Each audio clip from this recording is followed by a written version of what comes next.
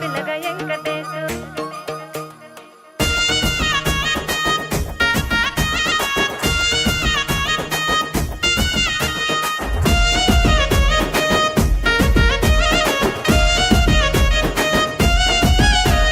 చిత్రాల మనసు నాది చిన్నగా పోతుంటావో చూడక పోతుంటావో ఇంట్లో చిన్నదాన్ని నేను చిత్రాల